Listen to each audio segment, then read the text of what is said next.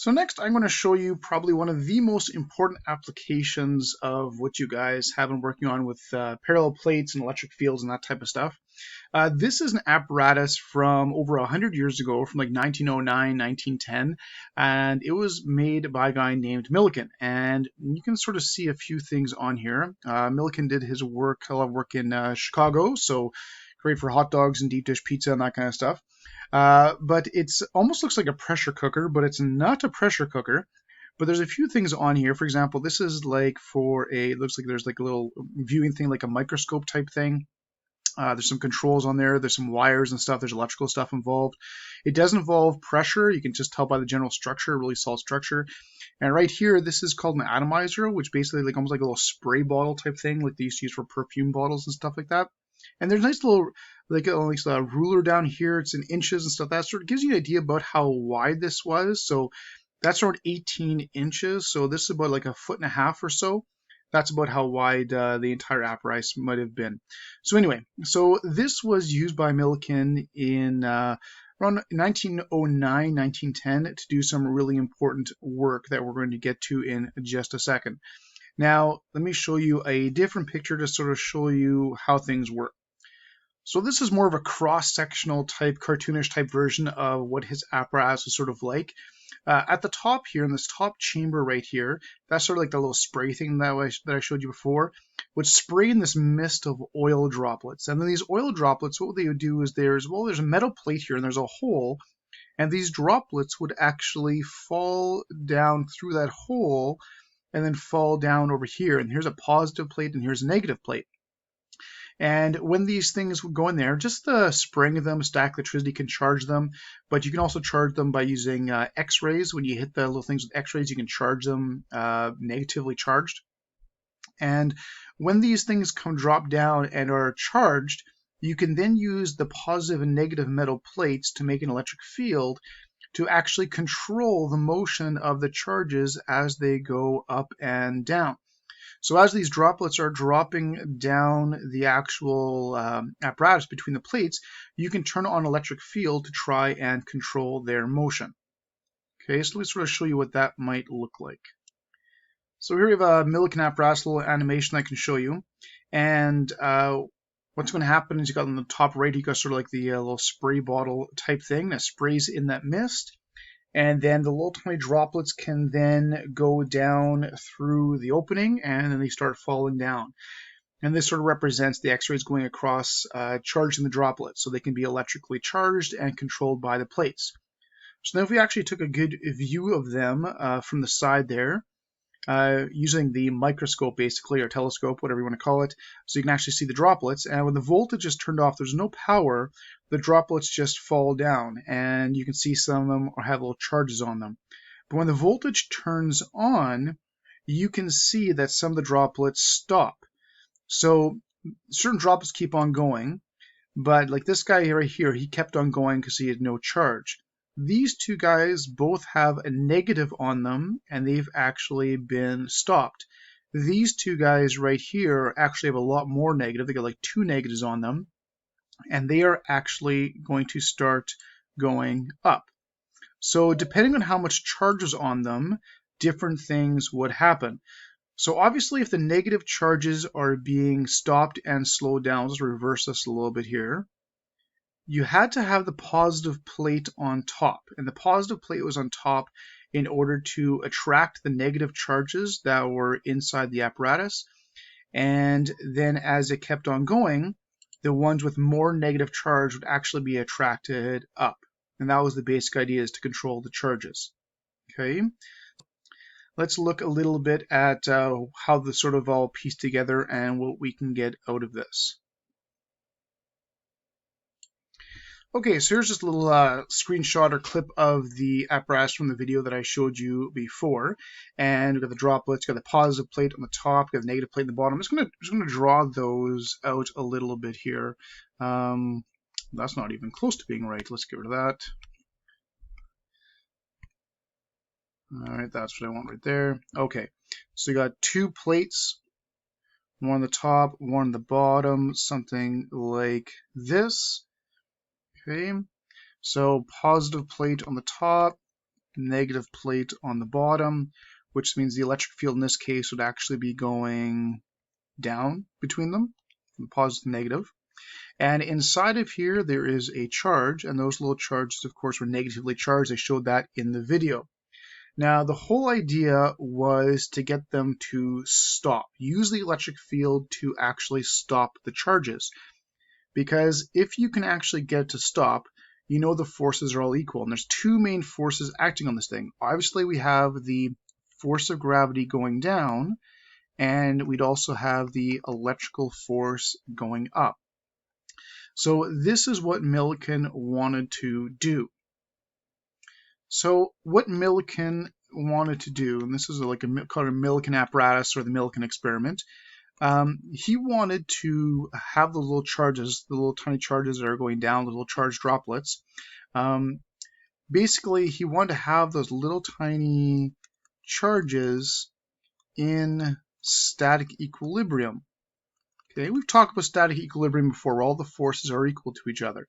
So basically, you've got Fe is going to be equal to Fg, or if you want, QE, we can even use the same type of Q, it doesn't make any difference. We can use QE is going to be equal to Mg. And the reason why he did this is because he wanted to analyze the Q value. He knew what the mass of the droplets were because he knew how big they were. He could use the density and actually their terminal velocity as well to figure out how heavy they were. He knew what the acceleration due to gravity was. The electric field he knew because he's the guy who set up the plates, no big deal. Q was the only thing he didn't have. And one of the things he wanted to know is what possible Q values can you actually have? Can Q values be anything you want? And that was one of the big questions that he had, is can Q values be anything? And he wanted to know if they could be any value that you want, or if they were actually quantized or made up of certain chunks. So he did this experiment, cajillions of times, and he found Q value after Q value after Q value after Q value. And he found that the Q values were not random and they weren't continuous, that the Q values were actually quantized. They weren't any random value that you want. What he found was they were always a multiple. These Q values were always, always, always a multiple of the 1.6 times 10 to the negative 19 coulombs. And he's the guy who actually found that value. He always found that the charge was actually a multiple of 1.6 times 10 to the negative 19 coulombs. That was the common factor with every single Q value that he actually found. So because of this is how we found the charge of the electron, of course, eventually the charge of the proton. And this was actually then used and put back into the Thomson experiment of the late 1800s to then find the mass of the electron, because Thomson has found the charge to mass ratio, but he hadn't actually found the charge or the mass. And this was actually then taken back and put in that ratio to actually solve for the mass of the electron. But this is why we've been using that value so much in our calculations, because the charge of the electron is a multiple of this, is that number. Charge of proton is that number. And any nuclei is always a multiple of that number. So for example, having a charge of 2.0 times 10 to the negative 19 coulombs, that charge cannot exist because it's not a multiple of this value. It's got to be 1.6, or it could be 3.2 to the negative 19, because that is be two protons put together like in helium. But you can't have like 4 times 10 to the negative 19 coulombs. That is impossible. So whenever you have a charge value, if you divide that charge value by this, it has to give you an integer. If it doesn't give you an integer, that charge does not exist. And this came out of the Millikan experiment well over 100 years ago, like 110, 111 years ago. So it was a really, really, really important application using basic fields, using the basic static equilibrium idea, and balancing out forces. Okay, so let's see if we can practice with that just a little tiny bit here. Okay, so here we have a proton between two plates, and the proton is perfectly balanced. It's in static equilibrium. So what would the electric field be? Well, I've got two forces acting on this proton. I've got the force of gravity, of course, is going down, and I've got an electrical force going up. And if this thing is balanced, I know those two forces are going to be equal to each other. So QE has to be equal to mg in this case. So I have the mass of a proton, I have the charge of a proton, I don't know what the G value is, I got all those, so I can just go ahead and solve for my electric field. So that would just be the mg divided by the q. So if I multiply out my mass and my gravity, I got the 1.67 over 27, I can multiply that by the 9.81 to get the force of gravity acting on my proton, and then I would just divide that by the charge of proton, which is the 1.6 negative 19 value, and I've got an electric field of a 1.02 times 10 to the negative 7 newtons per coulomb. Now, if I want to draw the field, it has to go up or down, I know that, but if I got a proton in there, I would want the electric field to be going up. So this would have to be the positive plate, and this would be the negative plate, so the electrical force is attracting it upwards. So I'd have an electric field of 1.02 to the negative 7 newtons per coulomb, having it actually go up. So now let's look at this one. Here I've got a positive charge that has a mass of 6.5 to the negative 24 kilograms, and it's balanced in 1.5 to the negative 5 newtons per coulomb. And I know it's a positively charged thing, and I'd like to know is how many excess protons does it have on it in order to actually charge a positive to let it actually be balanced the way it is. So I'm going to do the same type thing I did before in this question up here. QE equals mg. So QE equals mg again for this one, except this time I'd be looking for my Q value. So my Q value would just be the force of gravity divided by the electric field. I've got the mass, I've got the acceleration due to gravity, and I can then calculate it out. So I've got the mass, 6.5 negative 24 times 9.81 divided by E value, and I get a charge of about 4.25 times 10 to the negative 18 coulombs. So that's the charge of this guy right here. Now, if I want to know how many protons that would be, I'm just going to divide that by the E value, the 1.6 negative 19 that Millikan found. So if I divide this charge by that E value, I get 26.6 protons. But we have a problem here. You can't have a partial proton. That doesn't work.